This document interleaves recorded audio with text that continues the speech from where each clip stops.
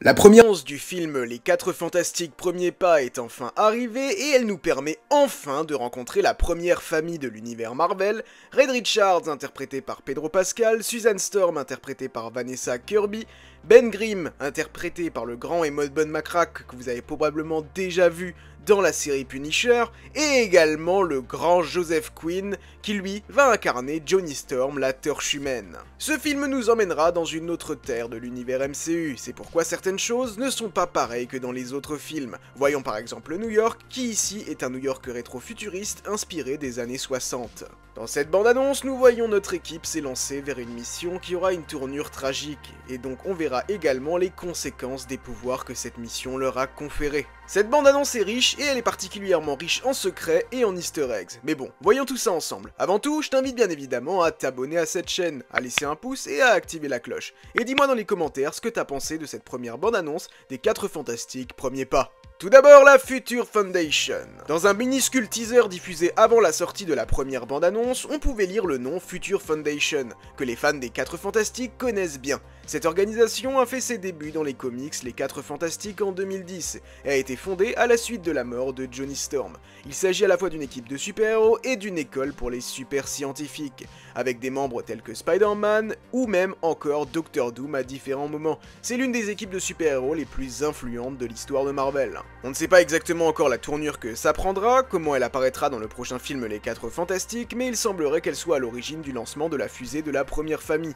C'est ce qu'on peut lire dans la description de la chaîne YouTube de lancement de la bande-annonce officielle, où il est écrit « Diffusé depuis le US Space et Rocket Center de Huntsville en Alabama, la Future Foundation vous invite à faire le compte à rebours jusqu'au lancement de la bande-annonce officielle de The Fantastic Four First Steps de Marvel Studios. » L'emblématique Fantastic Car fait également une brève apparition dans la bande-annonce, sillonnant les rues de Manhattan. La voiture violente bien aimée est apparue pour la première fois dans les premières bandes dessinées Fantastic Four de Stan Lee et était le principal moyen de transport de l'équipe.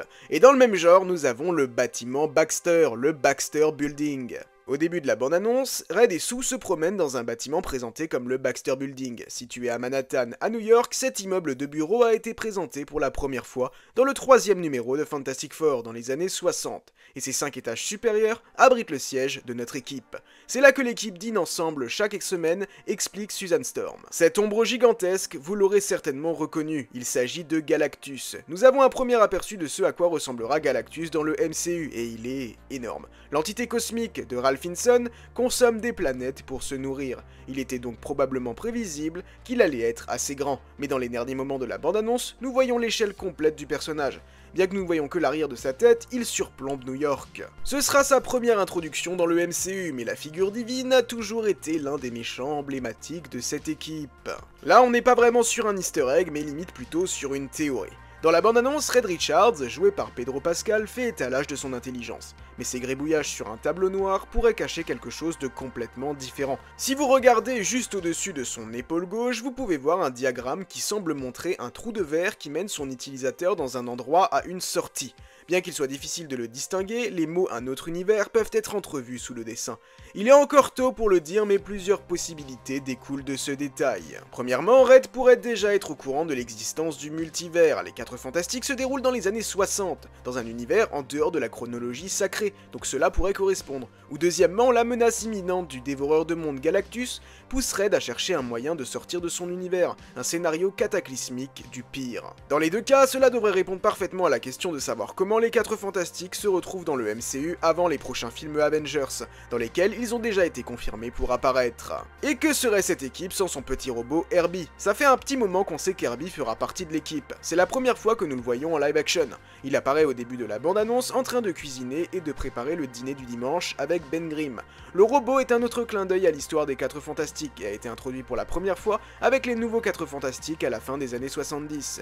Il est depuis un pilier des bandes dessinées et un membre fidèle de l'équipe. Juste à la fin de la bande-annonce, on voit l'équipe en costume bleu pâle. Non seulement ils ont l'air très élégants, mais on peut voir de grandes similitudes avec le film de 1994 et les décolletés blancs que nous avons commencé à avoir autour du numéro 256 des bandes dessinées. Ils ont l'air très classiques ici et correspondent parfaitement à l'esthétique des années 60 du film Marvel. Si vous ne saviez pas que le légendaire John Malkovich serait présent dans le film Les 4 Fantastiques, vous serez peut-être surpris par son apparition dans la bande-annonce. Dans ce bref aperçu, l'acteur arbore de longs cheveux gris gris et une barbe touffue qui font penser à Gandalf, assis dans une pièce sombre. Rien n'est donc dévoilé, mais il se murmure que la star incarnerait l'un des plus anciens ennemis des 4 Fantastiques dans le nouveau film, un personnage appelé Ivan Kragoff, alias Red Ghost. Apparu pour la première fois en 1963 dans le numéro 13 des 4 Fantastiques, créé par le duo Stan Lee et l'artiste Jack Kirby, Kragoff est un génie maléfique qui a acquis les pouvoirs d'invisibilité et d'intangibilité, autrement dit, il est intouchable. Après avoir été exposé à de puissants rayons cosmiques, et il n'était pas le seul,